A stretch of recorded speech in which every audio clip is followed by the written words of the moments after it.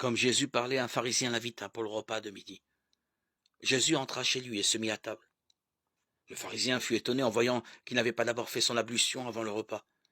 Le Seigneur lui dit, « Bien sûr, vous les pharisiens, vous purifiez l'extérieur de la coupe et du plat, mais à l'intérieur vous êtes remplis de cupidité et de méchanceté.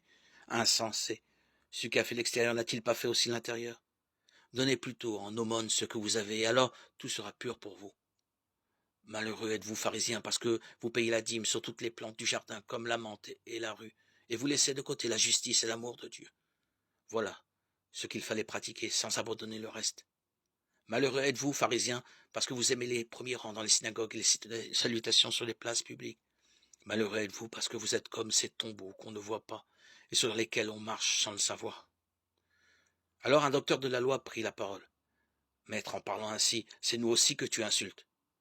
Jésus reprit.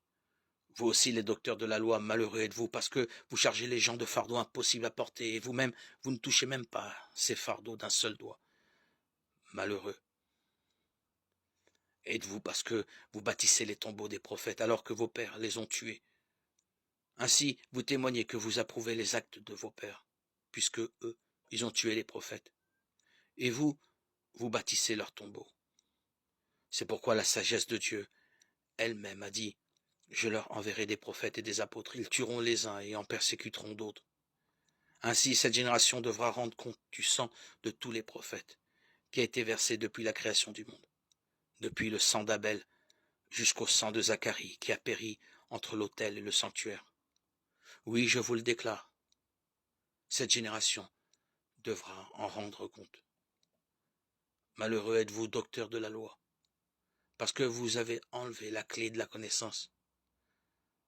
Vous-même n'êtes pas entrés, et ceux qui essayaient d'entrer, vous les en avez empêchés.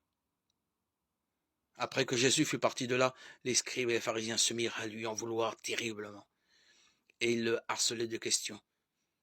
Ils étaient à l'affût pour s'emparer d'une de ses paroles.